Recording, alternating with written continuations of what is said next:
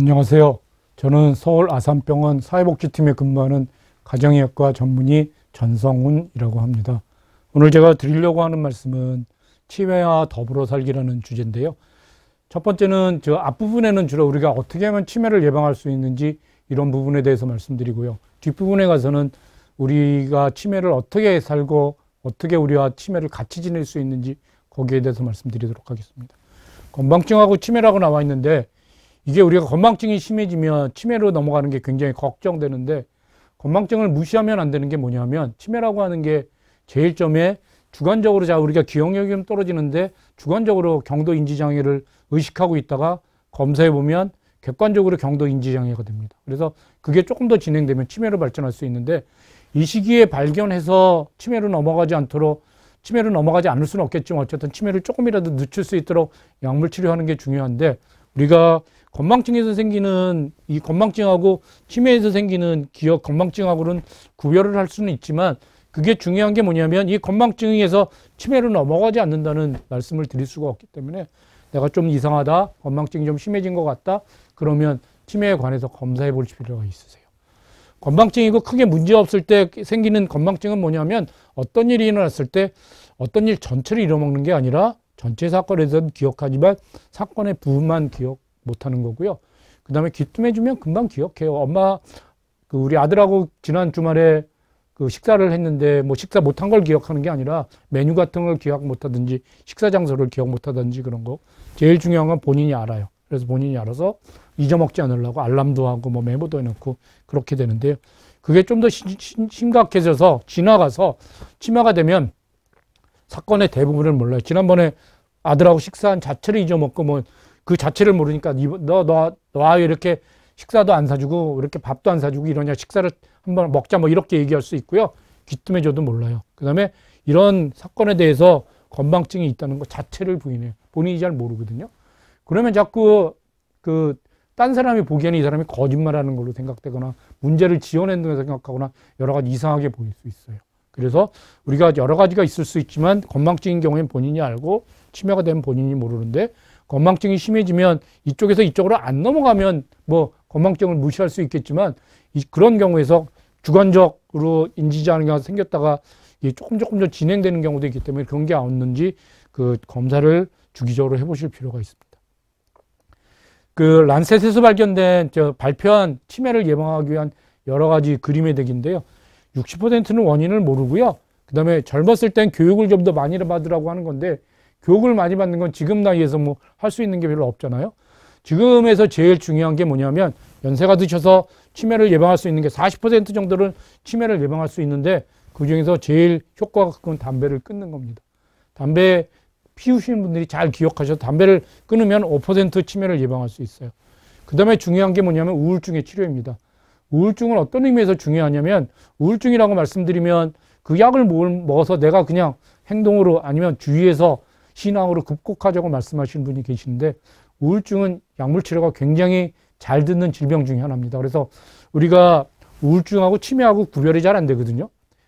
우울증도 그렇고 치매도 그렇고 잘 기억 못하고 우울증이 심해지면 집안에 들어가서 바깥으로 안 나와서 사회적으로 격리돼서 아무것도 못하는 그런 상태가 되는데 그거 두 개의 구분을 약을 먹어봐서 우울증 약 먹여서 우울증인 경우는 치료에 잘 들어요. 그래서 약 잘 드시는 게 중요하고 두 번째로는 연세가 드신 분들의 자살률이 굉장히 높아지고 있긴 한데 그거를 자살을 하시게 되는 대부분들이 우울증이 관리가 잘 안 돼서 그러시니까요. 우울증은 그런 의미에서 굉장히 중요해서 그래서 우울증이 있다고 하면 진단받았다고 하면 꼭 약물 치료 꼭 해야 되는 거 기억하시고 그다음에 약물 치료 말고 딴 것보다는 약이 제일 효과가 좋은 거 기억해 주시고 그다음에 부작용도 적고 그다음에 그걸로 인한 딴 어려움도 없으니까 그렇게 잘 치료해 주시면 좋겠어요. 그다음에 이제 그거하고 많이 효과가 비슷하게 있는 게 뭐냐면 사회적 활동이에요. 사회적으로 고립되지 않는 게 중요하세요. 집에서 혼자 계시는 그런 분들은 굉장히 문제가 될 수 있고 그다음에 사회적 활동을 유지하기 위해서 우리가 인지 기능을 떨어뜨리지 않기 위해서 할 수 있는 여러 가지 활동들이 사회적 활동을 유지하면서 할 수 있는 것들이에요. 그래서 뭐를 배운다거나 외국어를 배운다거나 아니면 같이 음악 활동을 한다거나 이런 것들을 하셨을 때 고립된 사람에 비해서 4% 정도 예방할 수 있어요. 그 다음에 또 한 가지 중요한 게 뭐냐면 규칙적인 운동입니다. 운동을 역시 우리 치매에 관한 금원 중에서 심장에 좋은 게 치매에도 머리에도 좋다고 알려져 있기 때문에 우리가 혈관을 튼튼하게 하는 그런 것들이 우리 몸속에 좋은데 그중에 대표적인 게 열심히 운동을 한다면 치매를 2% 정도 줄일 수 있습니다. 당뇨 관리 또한 중요합니다. 당뇨를 철저하게 관리하는 게 중요하고요. 그 다음에 여기 보이는 중년에서는 뭐가 중요하냐면 난총 치료가 굉장히 중요해요.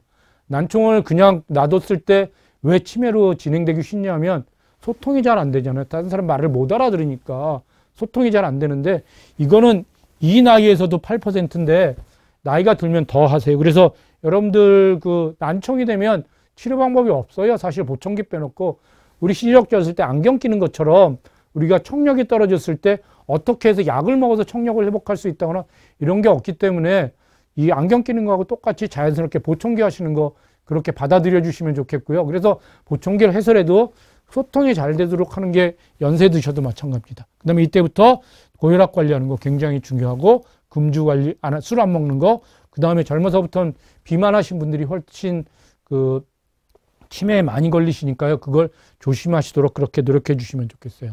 그래서 결론적으로 말씀드리면 우리가 60% 이상 모르는 게 굉장히 그게 조금 문제가 되는 거고 가슴 아픈 일이에요.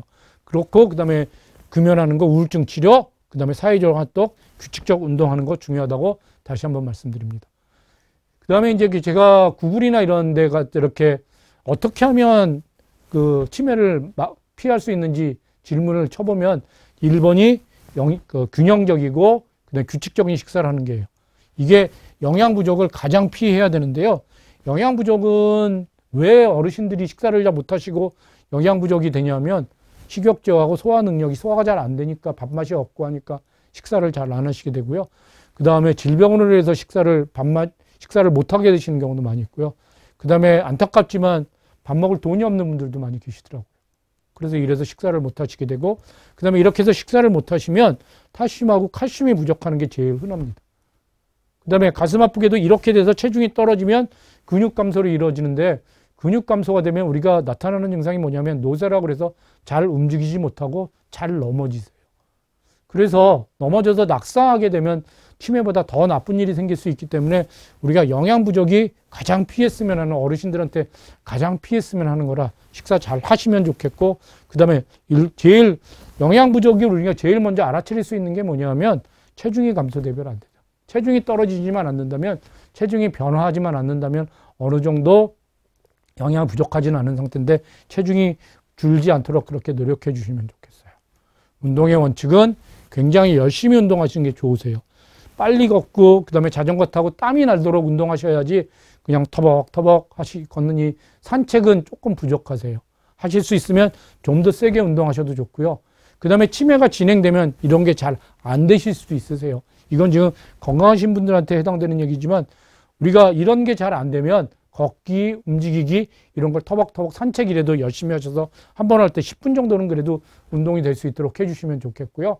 이것도 잘 안 된다면 그 다음에 집안일, 그 다음에 이런 데서 내가 움직이고 걸레질하고 빨래하고 뭐 음식 만들고 이런 것도 그 운동에 효과가 있으니까요. 잘 하시도록 그렇게 하시면 좋겠어요. 치매와 더불어 살기라는 걸 제가 제목으로 넣었는데 이건 왜 그러냐면 우리가 지금 치매에 걸렸다 그러면 치매에 걸렸다는 얘기도 잘 못하도록 돼 있고, 그 다음에 치매를 걸리면 무조건 요양원, 요양병원 가서 거기서 살다가 돌아가시는 걸로 그렇게 생각하고 있는데, 요양병원이나 요양병원을 마냥 세울 수도 없고요. 그 다음에 치매는 아까 60%에서 원인을 모르기 때문에 여러 가지 문제가 있을 수 있어요. 첫 번이 뭐냐면 치매는 나는 안 걸린다고 생각하실 수 없는 정도로 치매 환자가 많아지고, 그 다음에 우리가 평균 연령이 늘어나면서 연령이 점점 올라가면서 치매가 생길 수 있어요. 누구나 걸릴 수 있는 게 있고요. 그 다음에 치매에 대한 인식을 바꿔야 되는 게 뭐냐면 치매 환자는 마음 편하다라든지 치매 환자가 가장 스트레스 받고 있는 그런 것들을 치매 환자들이 겪고 있는데 그렇게 그 치매 환자는 마음이 편하다 뭐 이렇게 그렇게 무시하는 거 이런 것들을 아시면 좋겠고요. 그 다음에 치매가 지금 거의 다 진단되고 조금 심해지면 시설에 가서 하는 거거든요. 그래서 요양병원, 요양원에 가는데 이제는 시설을 늘리는 게 한계가 있습니다. 특히 지금 우리가 그 베이비 부모 세대가 그 치매에 많이 걸리는 그런 65세, 70세 이상 노인층에 되면서 이제 시설을 늘리는 게 한계가 있으니까 가능하면 시설이 아닌 가정에서 주로 치료했으면 좋겠어요. 근데 이렇게 하려면 뭐냐면 치매가 맨 처음에는 그 뭐 인지장애 일상생활을 하다 뭐 일상생활을 못하게 되는 이유가 치매 자체보다는 치매로 인해서 생기는 뭐 배회한다든지 폭력적인 성향이 생기다든지 이런 것들을 잘 관리할 수 있도록 그렇게 해야 되는데 그게 치매 약이라고 하는 건 그 증상보다는 정신과 약물을 통해서 그런 것들을 얌전한 치매로 바꿀 수 있도록 그렇게 노력하는 거, 그렇게 치료하는 거, 그다음에 집에서 치료할 수 있도록 그렇게 하시는 게 굉장히 중요하세요. 몇 가지 사례를 보면서 우리가 어떻게 치매를 관리할 수 있을지 한번 말씀을 나눠봤으면 좋겠습니다.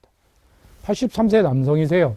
이분은 과거에 중견회사를 경영했고 아내와 둘이 생활하고 있고 굉장히 고집스럽고 그다음에 본인이 큰 회사를 경영했던 분이니까 본인이 굉장히 자신감이 넘치는 분이셨어요. 병력을 보면 70세에 뇌졸중이 잠깐 왔다 갔는데 거의 부작용이 없이 후유증 없이 날 수 있었어요. 그 다음에 전립선 비대증이 심해서 크게 문제가 없을 것 같지만 어쨌든 소변 보는 것에 대해서 굉장히 광박관념을 갖고 있고요.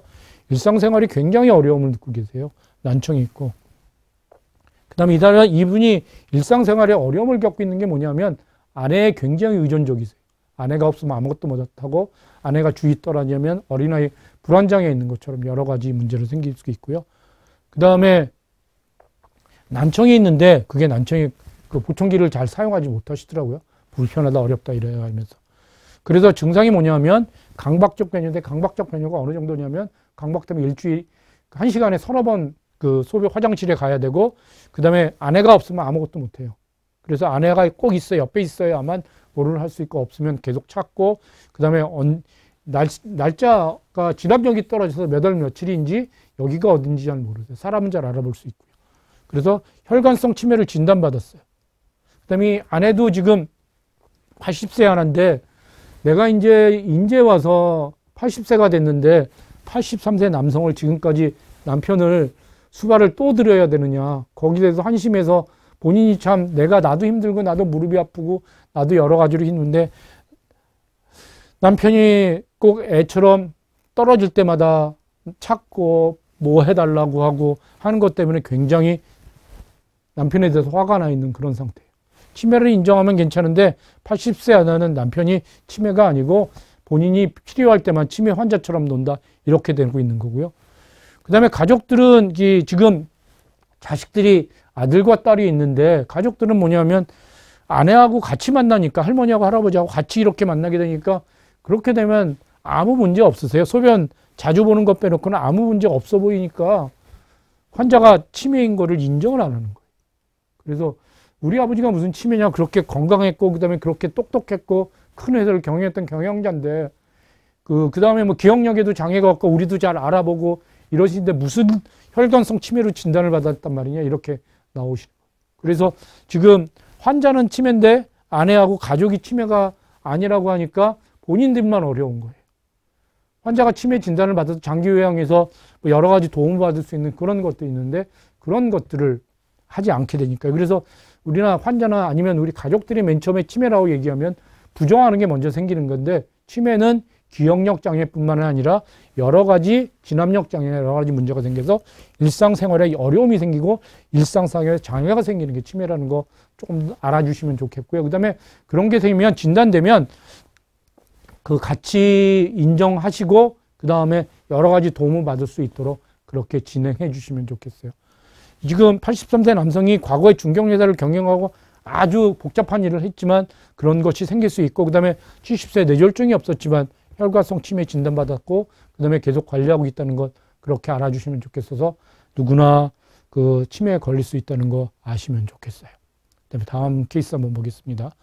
새로운 환경에 적응이라고 했는데 이번엔 75세 남자고요. 과거 대기업에서 생산직 기술자로 근무했어요. 생산직 기술자로 근무했기 때문에 굉장히 꼼꼼하게 일을 하셔야 되더라고요. 그래서 성격이 굉장히 꼼꼼한 편이고 그 다음에 기술자이기 때문에 본인 일만 잘하기 때문에 사회성이 좀 떨어지실 것 같아요. 그 다음에 지금 현재 진단받은 건 알츠하이머 치매로 진단받고 치매약하고 정신과 약물을 지금 보고하고 계세요. 치매는 지금 퇴직한 후에부터 서서히 진행되고 있어서 본인들은 잘 모르세요. 지금 현재 상태는 의사소통에 어려움이 있고 진압력 장애가 있고 망상이 있어서 정신과 약물을 복용하고 있어요. 근데 이게 문제는 뭐냐면 지금 이분들은 3년 전까지는 시골에서 사셨어요. 부부 두 분이. 그 다음에 여기 딸 2명이 있는데 딸 2명은 아버지하고 어머니를 그렇게 아주 끔찍하게 생각하는 거라 지방에서 노부부 2명이 생활하는 거에 대해서 굉장히 마음 아파하셨어요. 그래서 지방에 살지 마시고 서울에 오셔서 같이 살았으면 좋겠습니다 하고 말씀하셔서 서울로 오게 됐거든요. 이게 치매 증상을 악화시키는 요인이 된 거예요. 그러면서 집에 잘 안 들어오고 잊어먹고 배회하는 증상이 생겼어요. 지금 여기서 보면 의사소통의 어려움, 진압력 장애는 이게 치매 때문에 생기는 증상이지만 이 망상이라고 하는 거는 치매 다음에 여러 가지 그 문제 때문에 생기는 거고 이 망상을 치료하기 위해서 정신과 약물을 복용해서 어느 정도 잘 조절이 됐어요. 시골에서. 그다음에 서울에 와서는 지금 이것들이 조절이 잘 안 되니까 그게 그 치료를 해야 됐었고 그다음에 위축 추정 장치나 지역 싸움에 도움이 필요했었어요. 여기서 말씀드리고 싶은 건 뭐냐면 새로운 환경의 시골에서 서울로 이사하는 게 치매 환자한테는 굉장히 어려움이 될 수도 있고 치료에 문제가 될 수도 있다는 걸 알아주셨으면 하는 게 제가 드리고 싶은 말씀이고 그 다음에 할 수 있으면 그 환경을 바꾸지 않도록 하시는 게 치매에는 더 도움이 될 수 있습니다. 그 다음에 할 수 있으면 지금 했던 것처럼 배회나 그 다음에 이런 여러 가지 증상이 생겼을 때 정신과 약물을 통해서 좀 더 그 잘 치료할 수 있도록 그렇게 진행해 주시면 좋겠습니다. 그 다음에 마지막으로 다음 케이스 한번 보겠습니다. 그 다음에 이번에는 그 시설 적응의 어려움인데요. 70세 여성 환자세요. 유전적 남편과 사별했는데 이분은 지금 자식이 없어요. 그 다음에 직장 생활을 40년 했는데 이분께서는 남편하고 지금 6년 전까지 살았던 집에 대해서 굉장히 자긍심이 높고 그 집에 대한 애착이 굉장히 커요. 그 다음에 일상생활에는 굉장히 어려움이 있어서 그 알츠하이머 치매로 진단받았고 녹내장이 있어서 다니시던 안과가 있으세요. 이분이 제일 하고 싶어 하는 건 뭐냐면 그 남편하고 남긴 그 집하고 재산들을 잘 관리하는 게 제일 하고 싶은 일이에요. 근데 지금 실제로는 그 뭐 도장도 찍어야 되고 뭐 여러 가지 재산도 증식해야 되고 통장도 관리해야 되고 이런 게 굉장히 어려움이 많아서 하지는 못하는데 아무도 믿지 못하고 있는 거예요, 현재는. 그래서 그때 필요한 게 성년 후견 제도라는 겁니다. 성년 후견 제도라고 하는 건 뭐냐면 후견인을 만드는 건데 후견인이 생기면 법적 대리인이 될 수 있고요. 그 다음에 여러 가지 활동을 해줄 수 있어서 이것 때문에 굉장히 어려움을 느끼고 있는데 우리가 이런 제도를 통해서 우리가 극복할 수 있지 않을까 그렇게 말씀드려서 성년 후견 제도라는 것에 대해서 말씀드리려고 하는 거고요. 그 다음에 이 사람은 지금 집에 가고 싶은 게 뭐냐면 그 집에 있는 재산이 없어질까 봐 걱정이 되는 거예요. 혼자 살고 있어서. 그래서 어떻게 하면 집에 갈 수 있는지 본인이 아는 거예요. 그냥 하면 안 보내주니까 싸우고 폭행 그 다음에 이런 걸 해서 처음에 갔을 때는 맨 처음에 얌전히 얘기하다가 안 되니까 직원들하고 싸우고 나왔어요. 근데 두 번째는 그래도 지금 일상생활을 잘 못하니까 주위에서 특히 그 지역사회에 있는 사회복지사하고 아주 진지하게 상담하고 난 다음에 다시 시설로 들어가게 됐습니다. 시설로 들어갔지만 또 집에 가고 싶은 생각이 드는 거예요. 그래서 이번에도 그렇게 문제를 일으키고 퇴소하는 거예요. 지금 죽을 만큼 괴롭다고 호소하면 직원들이 반응하는 걸 알아서 들어가면 자기가 가고 싶으면 저렇게 난동을 피고 여러 가지 문제를 일으키는 거예요. 그 다음에 안과 진찰도 자기가 다니던 병원에 다니고 싶어서 그 병원에서 다니던 쪽으로 안과를 치료하게 된 거예요. 그래서 지금 이 사람은 뭘 해결해 줘야 잘 할 수 있으면 혼자 사는 거지만 이 지금 재산 관리 어려움이 자기가 가지고 있는 집, 그 다음에 여러 가지 통장 이런 것들을 누군가 잘 관리할 수 있도록 그렇게 누군가 후견인이 돼줘야 되는데 그게 지금 후견인을 잘못 들이면 그 재산이 모두 날아갈까봐 도둑 맞을까봐 도둑 맞았다고 많이 어려워하는 겁니다. 그래서 그런 사례를 보면 남편과 살아본 지 70세 남성이 사업해서 재산은 아주 많은데 형제 요양병원에서 생활하는데 가족도 잘 알아보지 못해요. 근데 아들들은 이걸 누가 가질지 거의 재벌급의 환자분인데 이걸 하고 있어요. 그래서 미리 성년 후견을 누가 할지 지정해서 문제가 없도록 했으면 좋겠어요.